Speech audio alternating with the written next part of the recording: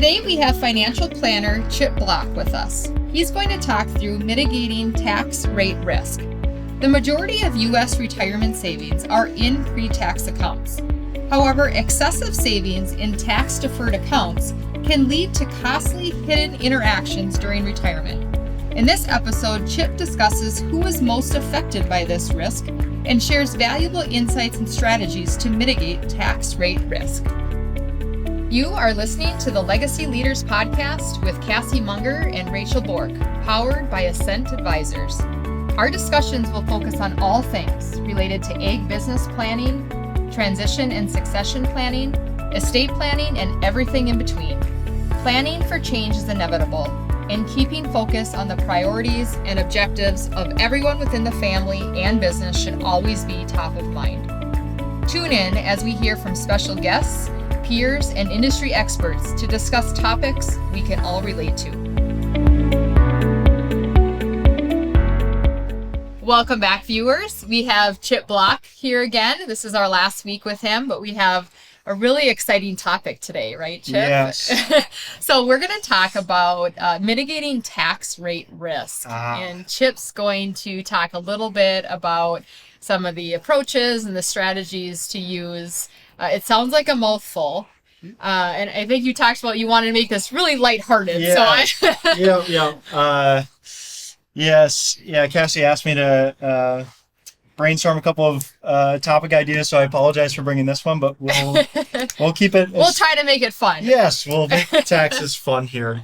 But I wanted to talk about it because it's super important, and I think there's a really great opportunity right now to take advantage of some tax rates that are, historically speaking, actually quite low, and looks like they're going to be extended into the next number of years here, with Trump planning on continuing his tax cuts from his first term. So we'll see. But anyways, great opportunity for people early in retirement, approaching retirement, to sort of tackle that last risk that we talked about last episode, that tax rate risk, and mitigating is just a fancy word to make it a little bit more. Yeah. So eye-glazing. let's hear kind of how do taxes work in retirement. I don't think we think enough about it because, retirement sometimes is always so far down the road. For sure. But how should we be looking at taxes and how they work when we retire? Yeah, great question. I think the most important thing is tax diversification, actually. So there's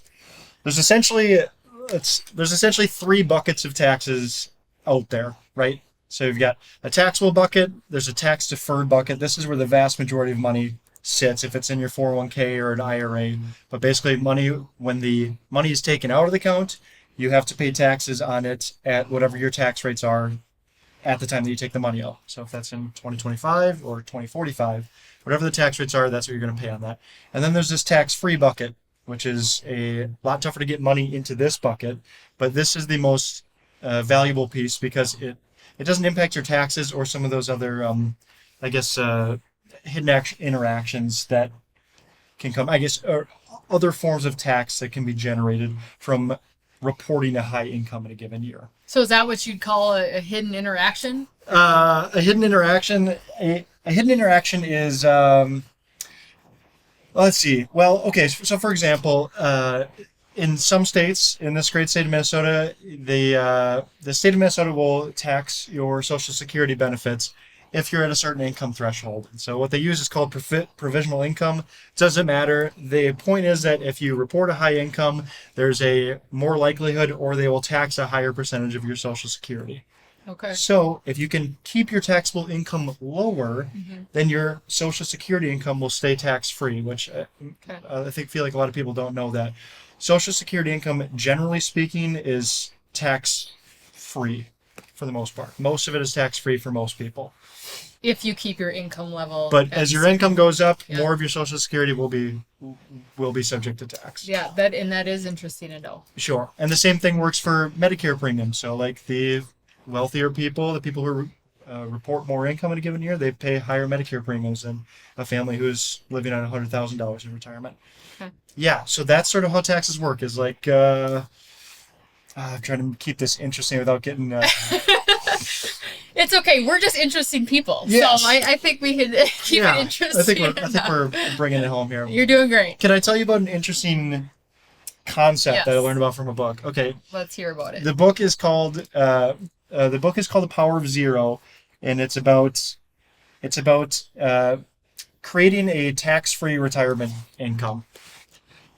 The reason why it's interesting is because tax-free retirement income doesn't mean all of your money is coming from Roth IRAs or other tax-free investments.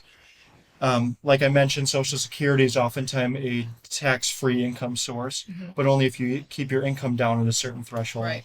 The other piece of this would be the standard deduction, right? So under Trump's tax cuts, the standard deduction is roughly $30,000.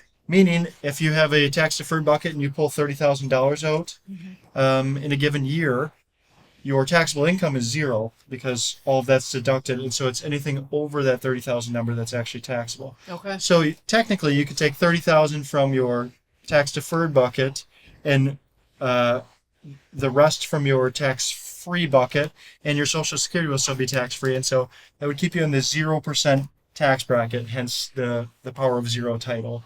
But I think that's a good goal for people. It's actually more achievable than a lot of people would believe. So it's very methodical. I mean, you really have to be strategic about how you set this up so that, like you talked about, being in that zero free bucket. I mean, those are like two people's favorite words. Free is one of them, and zero, right? Yeah. In some regard. So tax-free. Yeah, sure. Tax-free. I mean, everyone loves to hear that. So it is very methodical. Everybody hates paying taxes. Yes, that is true. Let's talk a little bit. We get a lot of questions about Roth conversions, Sure. or when can you do a Roth conversion? Why should I consider one? Talk a little bit about that. Yeah. So I think back to what we were just talking about, I think the most valuable asset for someone who's trying to be really smart from a tax perspective and having tax efficient income in retirement is time. The further you have from retiring, the more flexibility you have. And I should be able to get into that a little bit here. Talking about Roth conversions. So what are Roth conversions? There's essentially two types of IRAs. There's a taxable IRA and a tax-free IRA, or a Roth IRA. And a Roth conversion is simply taking this investment. It could be a fund, it could be a stock, whatever it happens to be. Taking this investment, let's call it $50,000, and we're moving it from our tax deferred or our pre-tax bucket into our tax-free bucket. That's all it is. It's basically just the registration saying whether it's pre-tax or tax-free is changing. So that's not like you're selling an asset and buying an asset. It's the same exact stock. It's just being moved from your traditional IRA to your IRA. And so what that does, whatever the value of that investment is, that gets recognized as taxable income to you this year. Okay. In the same year. Yes. So it's not, Roth conversions are not a tax avoidance strategy. They are a tax now strategy. And the idea behind it is, okay, taxes right now are relatively low compared to where they've been historically. So now could be a good time to do that. Yes, and there's certain instances where you might be recognizing less income in a given year. Those are really good opportunities to convert a portion of money, pay the taxes now, with some strong indicators pointing to taxes being higher than they are in the future, call it 5, 10, 15 years from now. Okay. No, that's, I think, good information.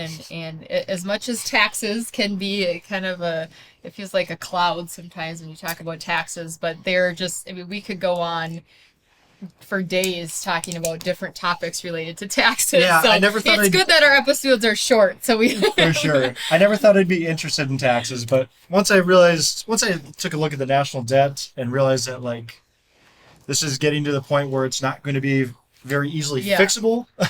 We're adding $2 trillion a year. I'm like, people should be taking advantage of this because taxes could be it's part of our everyday lives. Sure. Regardless of the industry we're in, we all pay taxes. For sure.